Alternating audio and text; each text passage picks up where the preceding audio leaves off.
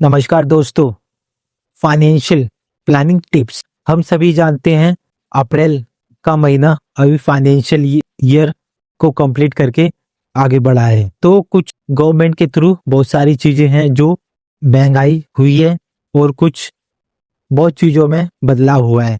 Tax में, railway में, PF में, सैलरी में बहुत चीजों में बदलाव हुआ है। तो इसके बेसिस पे मैं आपको 9 ऐसे टिप्स बताने जा रहा हूं जिससे आप अपना जो बजट जो है, फाइनेंशियल प्लानिंग जो है वो मेंटेन रख सकते हैं। तो चलिए शुरुआत करते हैं वीडियो के बारे में। यदि आपको वीडियो अच्छी लगे तो एक लाइक कर सकते हैं और बेल आइकन जरूर दबाएं। नया फाइनेंशियल ईयर शुरू हो चुका है, इसके साथ ही वो मौका आ गया है जो आपको इस साल के पोर्टफोलियो के लिए नींव रखेगा, यानी आपकी आर्थिक सेहत को दुरुस्त करने का सबसे बड़ा सटीक समय भी है। अक्सर लोग साल के आखिरी में टैक्स बचाने के लिए निवेश करने की भागदौड़ में लगे रहते हैं, जिससे कभी कभी जल्दबाजी में गलत फैसले ले लिए जाते हैं और फिर से पैसे बढ़ाने की बजाय कम हो जाते हैं। इसीलिए हम आपको उन 9 जरूरी कामों के लिए बताने वाले हैं जिससे हर टैक्स पेयर के साथ नौकरी पेशा लोगों के लिए आज या कल कर जो है यानी कि ब्याज जो है वो होने वाला है। पहला पॉइंट है सही टैक्स रिज्यूम का चुनाव करना। भारत में अब 2 टैक्स रिज्यूम है, पहला ओल्ड और दूसरा न्यू।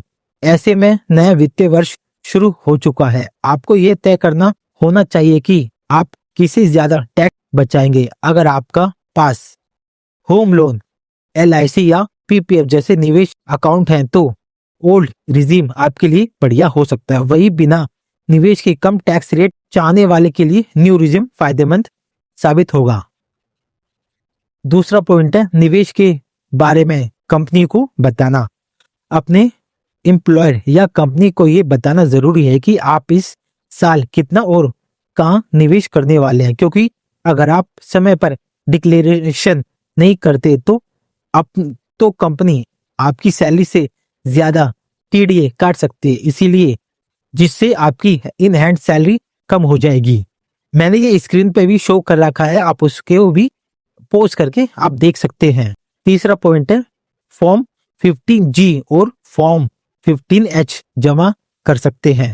अगर आपकी टोटल एनुअल इनकम टैक्स छूट से कम है तो बैंकों को इसकी जानकारी देनी होती है। फिक्स डिपॉजिट पर मिलने वाले ब्याज से टीडीएस कटने से बचने के लिए सीनियर सिटीजन को फॉर्म 15H फॉर्म और 15G जमा करना चाहिए। ये काम अप्रैल के पहले हफ्ते में ही कर लेना चाहिए, जिससे बैंक आपका पैसा ना काटे। तीसरा पॉइंट है टर्म इंश्योरेंस का रिव्यू करना। भारत समय के साथ जिम्मेदारियां और महंगाई बढ़ती है, तो ऐसे में सवाल उठता है कि क्या चल रहा है पुराना टर्म प्लान आज के हिसाब से ठीक है। इसीलिए साल में एक बार अपने लाइफ कवर का रिव्यू जरूर चेक करें, क्योंकि आपकी इनकम बढ़ी है तो कवर अमाउंट भी बढ़ना चाहिए। पांचवा पॉइंट है हेल्थ इंश्योरेंस की जरूरत भी पड़ने वाली है। कोरोना के बाद मेडिकल खर्चे बढ़ चुके हैं। अगर आपके पास कंपनी का बीमा नहीं है तो एक पर्सनल सुपर टॉपअप का इंडिविजुअल हेल्थ प्लान जरूर लेना चाहिए। ये ना केवल बढ़िया कवर से सेफ्टी देता है, बल्कि सेक्शन 80D के जरिए टैक्स छूट का भी फायदा ले सकते हैं। छठा पॉइंट है पोर्टफोलियो रीबैलेंसिंग। पिछली इजराइल ईरान जंग के 1 महीने में शेयर बाजार के उतार चढ़ाव ने पोर्टफोलियो का बैलेंस बिगाड़ दिया है। हो सकता है कि इक्विटी अमाउंट ज्यादा हो तो और डेट कम, इसीलिए अपने रिस्क के हिसाब से पोर्टफोलियो को दोबारा बैलेंस कर सकते हैं। सातवां पॉइंट है रिटायरमेंट प्लानिंग की शुरुआत भी करना चाहिए। अभी रिटायरमेंट के बारे में सुनना हो सकता है आपको दूर लगे, लेकिन इसकी तैयारी आज से ही शुरू हो जानी चाहिए। पीपीएफ, एमपीएस या पीपीएफ में अपना कंट्रीब्यूशन का रिव्यू करें। कंपाउंडिंग का फायदा उठाने के लिए जितना जल्दी निवेश शुरू करेंगे, रिटायरमेंट की बाद ही जिंदगी उतना ही खुशहाली होगी। आठवां पॉइंट है म्यूचुअल फंड्स और शेयर्स के लिए केवाईसी अपडेट करना भी बहुत ज्यादा जरूरी है। अगर आपने लंबे समय से अपनी निवेश अकाउंट को नहीं देखा है तो चेक करें कि आपका केवाईसी अपडेट है या नहीं।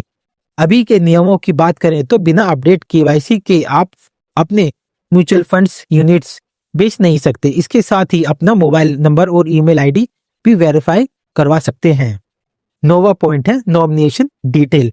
नॉमिनेशन डिटेल का मामला सबसे ज्यादा जरूरी है, पर हैरान कर देने वाली बात यह है कि इसे ही सबसे ज्यादा नजरअंदाज किया जाता है। इसीलिए अपने bank account, demat account, insurance policy और प्रॉपर्टी में नॉमिनी का नाम जरूर चेक करें। पक्का करें कि नॉमिनी की डिटेल सही है, जिससे भविष्य में आपके परिवार को किसी समस्या का सामना ना करना पड़े। ये वीडियो यदि आपको जानकारी पूर्वक लगी हो तो एक लाइक कर सकते हैं और चैनल को सब्सक्राइब, नेक्स्ट वीडियो के लिए बेल आइकन जरूर दबाएं। धन्यवाद, थैंक यू।